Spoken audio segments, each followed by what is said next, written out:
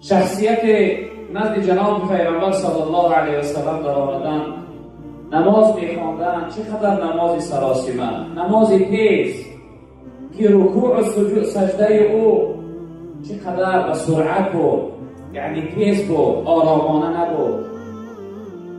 وقتی این شخصیت نماز ادا کردن، پیغمبر بزرگوار اونها را معن داشتن، گفتن ارجع فصلی فانک لم تصلی.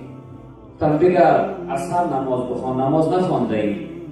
این نمازی که تو خواندی سراسیمه، این نمازی که تو خواندی به حضور دل نبودی، این نمازی که تو خواندی این عاشقانه نبود، این نمازی که تو خواندی این راز و نیاز پروردگار نبود، بگر اصلا نماز بخوان. این شخصیت دوباره نماز ادا کرد. چی نوعی که ابتدا نماز خوانده بود، این چنین دوباره نماز اثر خواند. پیغمبر بزرگوار دویم باره و شخصیت گردانده. دویم باره گفتن بگر اصلا نماز بخوان که نماز نخوانده ای. شخصیت دویم باره نماز ادا کرد. سیم باره ادا کرد. جناب پیغمبر اون رد کردن، گرداندن. پرسیدن گفتن یا رسول الله، من از این زیاد خوانده نمیکنم، من تعلیم بده، من چی باید نماز بخوانم؟ جناب پیغمبر صلی الله علیه و سلم آرامانه نماز بخوان. نمازی تو سراسیمه نباشد، نمازی تو رکوع و سجود داشته باشد، نمازی تو یک نمازی باشه که او عاشقانه باشد، به حضور دل، به محبت باید اون نماز بخوانی، اون نماز باید ادا کنی. اون نوعی نماز خداوند قبول کنه. ما و شما بسیار محنت میکنیم، حرکت میکنیم، طهارت میکنیم، وقتی قیمتی عمر صرف میکنیم، به نماز میاییم، اما نمازهای ما بسیار به سرعت و سراسیمه هستند. برادران عزیز بزرگوار، انسانیت باید ترتیب نمازش موافق نماز پیغمبر بزرگوار باشد. جناب پیغمبر صلی الله علیه و سلم گفتند که چی نوعی که من دیده که نماز میکنم، این چنین نماز بخوانید. صلوا کما رأیتمونی اصلی. گفتن نماز بخوانید چی نوعی که من نماز خواندم، یعنی نمازی به حضور دل، نمازی به خشوع، نمازی به حضور. در نماز چقدر به تواضع باید باشی، شکسته حال باشی. وقتی در نماز خالص لله تعالی الله اکبر میگوی، دستا را میبرداری، دلالتش همین است که دنیا و فکر دنیا و کار دنیا باید همه پسی سر باشد و در پیش رو الله رب العالمین حاضر بداری. باید در پیش رو عمیق کنی که بی یگان شک و شبهه من در محضر الله رب العالمین ایستاده ام. و وجود تو باید پر از خوف باشد که در محضر الله رب العالمین ایستاده ای. الله اکبر یه تکبیر تحریمه میگن که در نماز داخل میشد. تکبیری تحریمه یعنی تکبیری حرام گرداندن. چی چیز حرام میگردانی برادر عزیز؟ فکر دنیا را، کار دنیا را. وقتی که الله اکبر گفتی حق نداره که درباره سودا فکر کنی. وقتی که الله اکبر گفتی حق نداری درباره اینکه بعد از نماز جمعه چی کار داری در اون باره فکر کنی. الله اکبر یعنی تمام دنیا و عمل دنیا برای تو حرام است، فکر کار دنیا برای تو حرام است. الله اکبر و الله با او اکبر، با او عظمت و جلال و بزرگیش یعنی در پیش روی تو ایستاده است.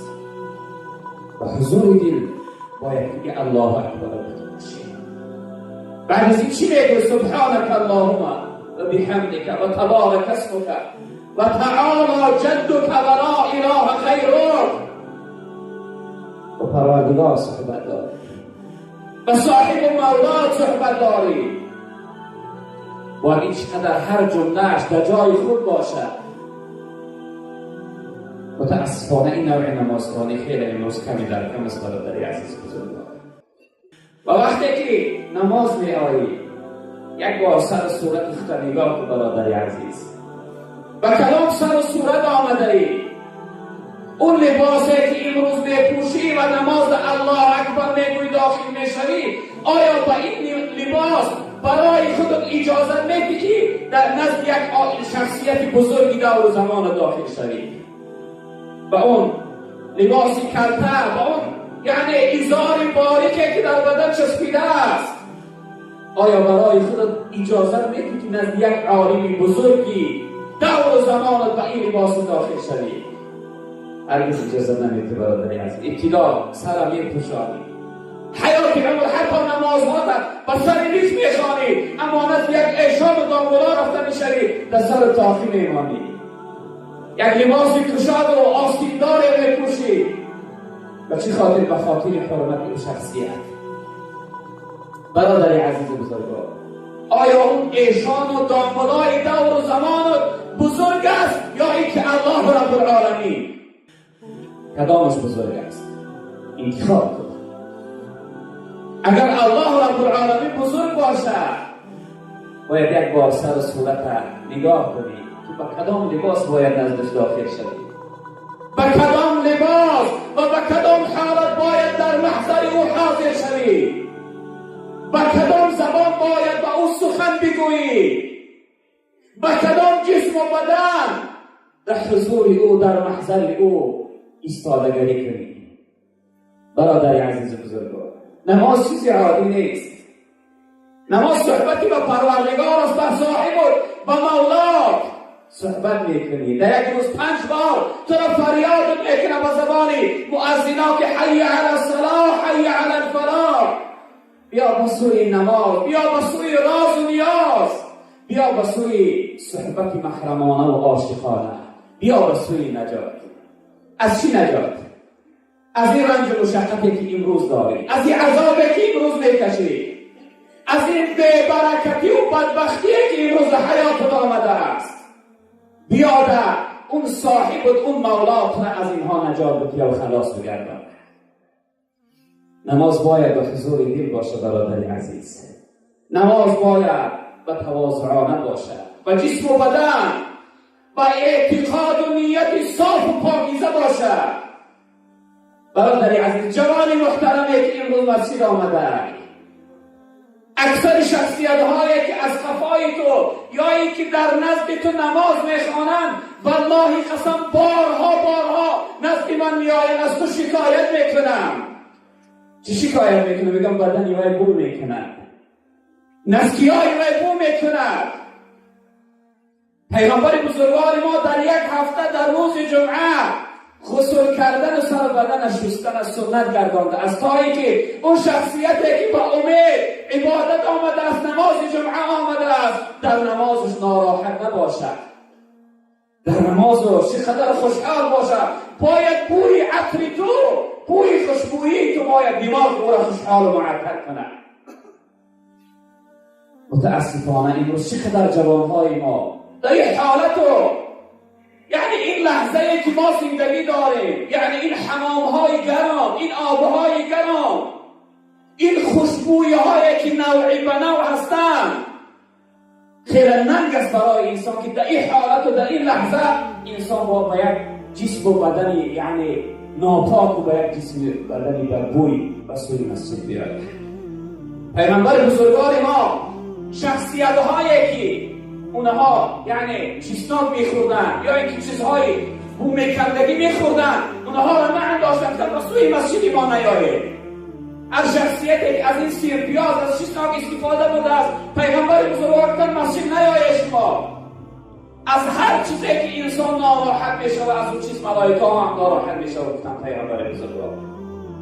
برادر عزیز بزرگوار، وقتی که مسجد میای، وقتی که نماز میای، فکر کو کجا آمده ایستاده، نزد معشوقت میروی، نزد شخصیت میروی که والله قسم او 1000 بار از پدر و مادر زیادتر تو را دوست میداره، نزد شخص ذات میروی که او تو را والله قسم چقدر نیکوکار و وفادار و نیکی کننده است در حق تو، در ملکش زندگی داری، صاحب است، مولات است، سید است، الهت است، پروردگارت است، نزد او میروی صحبت کردن.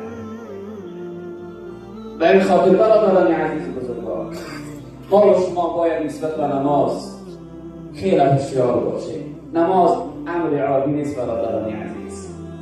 این نماز یک عبادتی هست، از همه محبوب ترین، از همه دوست داشته ترین عبادت های پروردگار نماز است.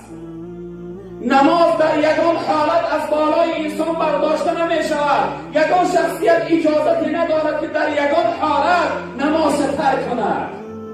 در یگان حالت امر نماز از بالای انسان دور نمی شود. برادر عزیز بزرگوار، زی معذوری اجازت روزه خوردن نماز را نیست اجازت تا بمردن. تا مردن حق نداری برادر عزیز نماز ترک. پیغمبر بزرگوار صلی الله علیه وسلم می‌فرمایند ان اول ما یحاسب به العبد یوم القیامة من عمله صلاته. یکمین چیزی که برادر عزیز بزرگوار، شخصیتی که روز نماز جمعه آمده، یکمین چیزی که در روز قیامت از من و شما پرسیده می شود از عملها، پیغمبر بزرگوار گفتند این نماز است. روز محشر که جانگداز بود اولی پرسیش از نماز بود. یکم چیزی که در قیامت تو میپرسد ای برادر بزرگوار این نماز است. از یکم چیزی که تو پرسیده میشد این نماز است برادر عزیز. خوب فکر کن که این چی هست، چی عمل است، چی عبادت است. یکمی چیزی که در قیامت رب العالمین میپرسد نماز است. و این صلحت فقط افلح و انجح.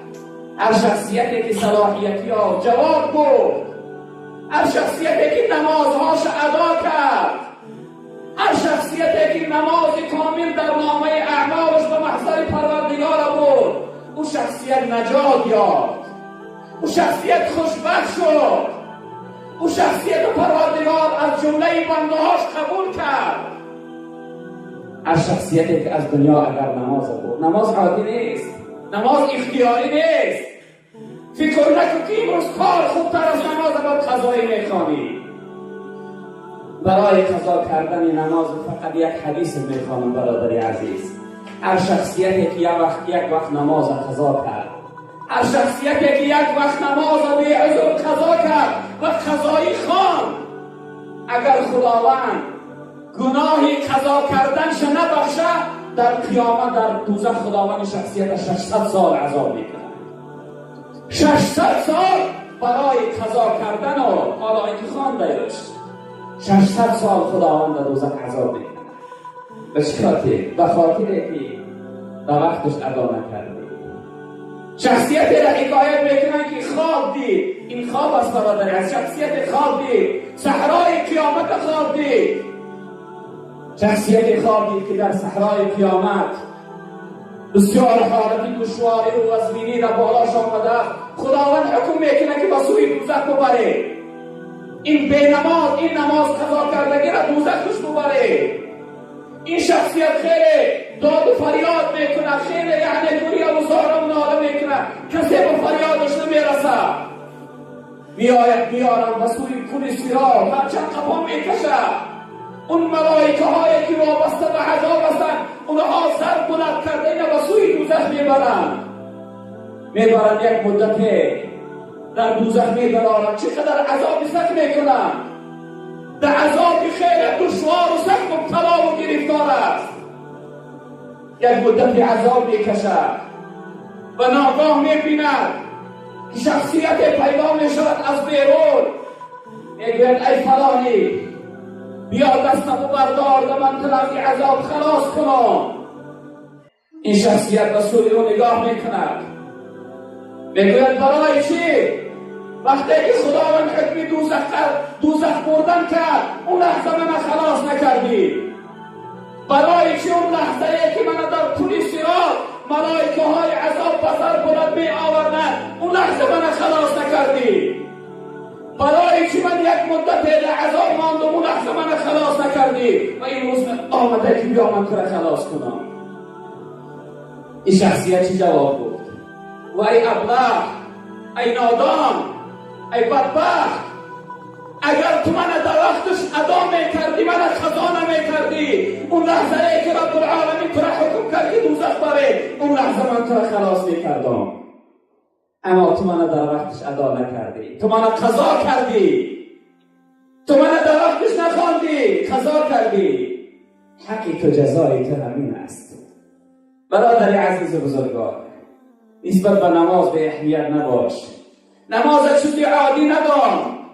نماز بهترین و افضلترین عبادت ها است. نسبت به نماز بی پروا نباش. در آخر یک حدیث را من خلاصه میکنم، وقت رسیده است برادران عزیز. یک حدیث را خلاصه میکنم برادری که نسبت به نماز بی پروا هستی، خودت حکم اختبار که از کدام جمله مردم و از کدام جمله شخصیت ها هستی. پیغمبر بزرگوار گفتند ثلاث من حافظ علیها فهو ولی الله حقا. سه چیزه هست، سه چیزه هست که هر شخصیت این سه چیز در حیات داشته باشه، اون شخصیت دوستی حقیقی پروردگار است. سه چیزه هست که هر شخصیت در حیاتش این سه چیز داشته باشه، اون دوستی حقیقی پروردگار است. و من ضیعهن فهو عدو الله حقا. هر شخصیت که این سه چیز ضایع کنه، بے پروایی کنه، از حیاتش دور کنه، اون شخصیت دشمنی حقیقی پروردگار است. چی هستن اینها برادران عزیز؟ یکمش الصلاة، یکم چیزی که انسان او را در حیاتش عملی کنه نشانه محبت و دوستی الله است. دویمش صوم، روزه. سومش غسل من الجنابه، غسل از جنابت است برادر عزیز بزرگوار. همون لحظه که نسبت به نماز به پروا شدی، نماز قضا کردی، برادر عزیز بزرگوار ایرانی بودم که تو دوست نه بلکه دشمنی پروردگار هستی. اما لحظه که نماز با حضور و با خشوع و با خضوع و عاشقانه ادا کردی، ایرانی بودم که تو دوستی واقعی و حقیقی پروردگار هستی. و این خاطر برادران عزیز بزرگوار نماز چیزی عادی نیست. این نماز از همه مهمترین و ضرورترین امرهای پروردگار است. حرکت کنیم نسبت به نماز بی پروا نباشیم. حرکت کنیم که نمازهای ما عاشقانه باشن برادران عزیز بزرگوار.